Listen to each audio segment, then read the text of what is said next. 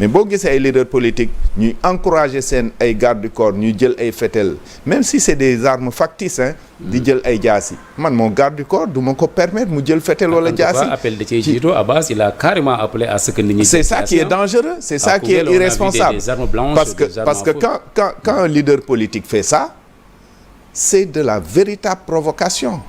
C'est de la véritable provocation. Mais nee na il a riposté à l'attaque dont il a subi. On ne riposte pas à une attaque. C'est-à-dire, quand on est un leader politique, on dénonce les attaques, mais on essaie de calmer les ardeurs des troupes. warul woon woote comme ni mu wootee. waroo oote violence. Un leader politique n'appelle jamais à la violence, à moins que tu ne sois violent. Maintenant su fekkee ne dañ foog ne que l'arène politique c'est la violence mais nañ bàyyi urne bi. ñu jël 41 têtes de liste yi ñu def combat de lutte. ñu yóbbu leen arène nationale. on l'a vu après s'excuser Abbas. mais c'est trop facile. mais li xaw a intégré. c'est trop facile c'est que la machine judiciaire deful. bon ça moom loolu moom du ma ci commenter parce que xaw ma lu tax procureur di oo nit wala lu tax du ko oo. ñoom ñoo xam mais est-ce que bettu la après vraiment. mais je pense que quand quelqu'un appelle aux gens à s'armer. parce que quand tu en parles les gens te disent oui am na fi benn député bu ko defoon. moi je dis c'est pas parce que quelqu'un a volé hier que le voleur d'aujourd'hui on doit pas l'arrêter. ça veut dire quoi parce que keneen defoon na ko kenn bu ko defee tey kenn du ko def dara. mais c'est très grave c'est ce qu'on combattait hier. c'est pour ça qu'on a enlevé Macky Sall et ses acolytes. Ouais. Donc on peut pas continuer à fonctionner de la même façon. Ça veut dire que chaque fois que ñu am un nouveau régime on va avoir les mêmes dérives. Le pays ne peut pas continuer comme ça. Il faut qu'il y ait de véritables changements. Ce véritable changement dafa war a commencer ci nit ñi. nit ñi un leader politique ne peut pas appeler à la violence. Ce n'est pas possible, c'est pas bon. C'est pas bon. Même son propre chef de file aurait dû le dénoncer, c'est-à-dire lui dire publiquement que li nga wax jaaduwul te teguloo ko fenn te kilifa waru ko def.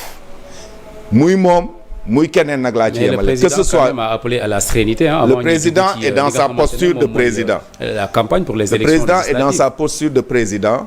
Il a appelé au calme, à la paix et à la sérénité avant la campagne. Il a rappelé encore au courant de la campagne. Il est dans sa posture.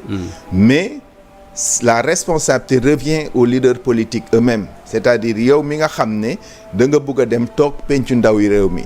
Quand tu fais appel à certaines choses, les gens doivent xam ne que yow jóguloo pour defar Sénégal da nga jóg pour yàq ko. Parce que quelqu'un qui appelle à la violence c'est forcément quelqu'un de mauvais pour le pays. Alors jàpp nga ne Ousmane Sonko la tête de liste waroon na ko rappeler à l'ordre ne ko li nga def jaaduwul admonesté ko et tout ça et c'est ce même Ousmane Sonko là en tant que tête de liste moom lañ jàpp ne def na ay sorties de piste ci communication entre guillemets est-ce que ànd nga ci loolu boo déggee Ousmane Sonko di déballer un compte à plus de 1000 milliards de francs CFA. Il a également abordé l'affaire du général Kandé ba jàpp na ñi ci waxoon moom ci rapport la sukkandiku déjà un rapport de l'armée te képp koo xam ne yaa ngi ci dugalaat sa làmmiñ di ci wax loo war ta wax prison nga jëm est-ce que ça lu ñu war a mën a condamner la wala garaawal ko ci période campagne électorale. Bon affaire u 1000 milliards yi du ma ci wax vraiment parce que pour man c'est de l'enfantillage quoi. Ah bon? Ah oui c'est.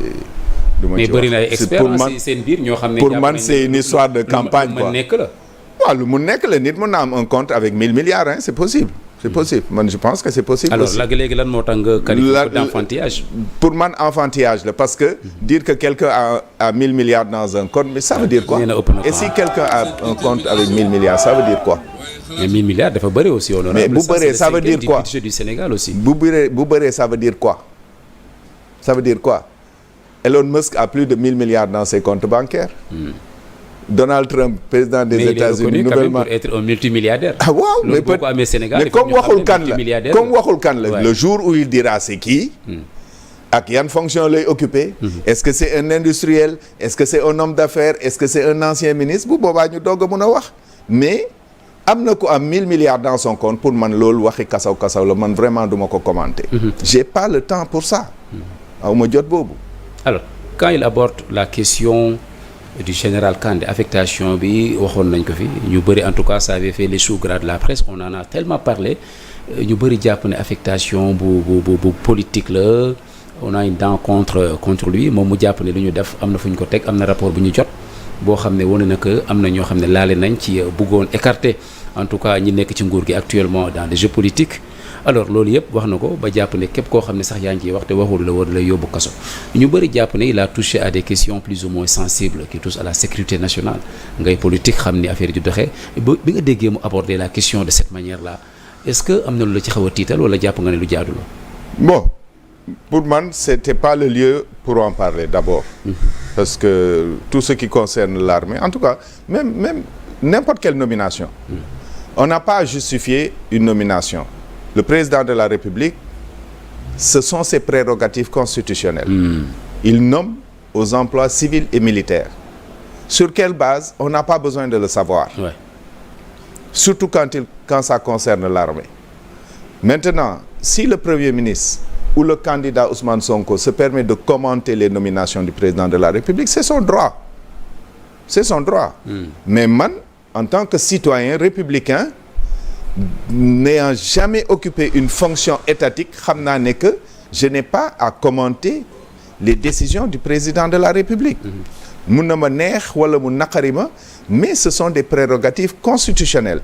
Est-ce qu'il l'a fait parce que on le soupçonne de trahison? Est-ce qu'il l'a fait parce qu'on le soupçonne de ceci ou de cela? En parler, pour man, déjà, en parler est une faute grave. En parler dans une campagne électorale en fait une faute encore plus grave. Parler maintenant de l'armée du Sénégal, des nominations du président de la République concernant des généraux, pour moi. mais loolu yëpp lu mu mën a jural réew mi parce que déjà gis naa ñu ciy wax. mais li muy jural réew mi xam nañ ko c'est-à-dire c'est une désacralisation des institutions. C'est une désacralisation des institutions. Gis ngeen fi barki dem président de la République nommé benn nit. Ouais. Des membres de son parti, des membres de son parti di def des posts dans les réseaux sociaux. Président de la République du seen morom. C'est pas parce que et encore une fois ils usent ñoom ñëpp ñoo bokk mbuus encore une fois ils usent du sophisme, c'est-à-dire ils vont dire ñun dans notre parti on prône la nu ñu koy waxatee la transparence. C'est pas parce que c'est le président Bassirou Diomaye Faye que amuñ droit joxe ci suñu avis. Ils sont en train de concilier l'éthique et la politique. Est-ce qu'à travers non, c'est pas une conciliation entre éthique et politique. C'est pas une conciliation entre éthique et politique. C'est un décret qui a été pris par le président de la République et contresigné par le Premier ministre. Il faut que les gens gardent ça à l'esprit. Le président de la République ne signe pas seul les décrets. Ce décret a été contresigné par le Premier ministre, adopté en Conseil de ministres. Le même Premier ministre qui vient faire un poste pour dire qu'il y a eu des erreurs et que des actions correctives seront apportées. Ouais. C'est pour ça quand les journalistes ont posé leur question au président de la République, il a dit s'il parle d'actions correctives, c'est waxam la. Mais tout cela, est-ce que c'est pas assez surprenant? C'est une désacralisation des institutions et ça collégiale ci décret de nomination yi kii wax lii kii xaw a jël vraiment sa propre voix keneen ki ñëw jël sa propre voix pendant qu'ils sont en train de travailler de manière collégiale. En tout cas, c'est mais qu'est-ce qui peut expliquer ça? C'est très surprenant. C'est très surprenant, man. Il y a même des gens qui m'ont dit est-ce que tu es sûr que contresigné le décret? C'est la question que tout le monde se pose. Forcément, il a contresigné le décret parce que c'est comme ça que ça se passe. L'administration marche comme ça. Quand le président prend un décret, il le signe et il le fait contresigner par le Premier ministre. Donc, si après le Premier ministre va dans le public ou dans les réseaux sociaux pour faire des déclarations, je dis c'est des écarts extrêmement dangereux. Quand on est Premier ministre, nos décisions, nos prises de parole engagent notre gouvernement. Et on est Premier ministre sous la direction du chef de l'État. Et le chef de l'État, c'est lui que les Sénégalais ont élu. On lui doit du respect. C'est-à-dire mënul di jël yenn décision yi nga ne parce que je suis de son parti am naa droit contester ko non il faut qu'on arrête ces choses-là. Sénégal dañu commencer oyofal wala ñàkkal fayda yenn affaires yi parce que on dit oui c'est pas parce que président la que il est au-dessus de nous. C'est justement parce que président la qu'il est au-dessus de nous. Et on doit l'accepter. Il est la clé de voûte des institutions. Voilà. C'est justement parce qu'il est président qu'il est au-dessus de nous. parce que les prérogatives que lui donne la Constitution joxuñ ko benn citoyen sénégalais moom lañ ko jox.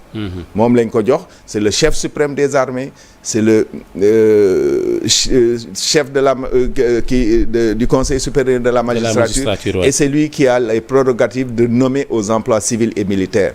Donc c'est lui qui est la clé de voûte, le garant du bon fonctionnement de nos institutions. On lui doit respect. Donc mënoo jiital nit ba pare di ko teqatal, d'autant plus que ce sont des